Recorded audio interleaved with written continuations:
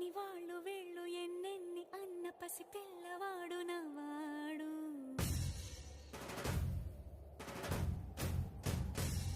విడుముండోడు అని ఊరు వాడ అనుకున్న గాని మహారాజు నాకు నవ్వాడు.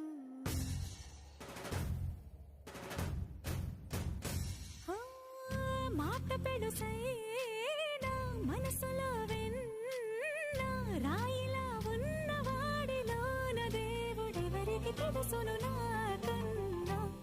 సూసేకి అగ్గిరవ్వ మాదిరే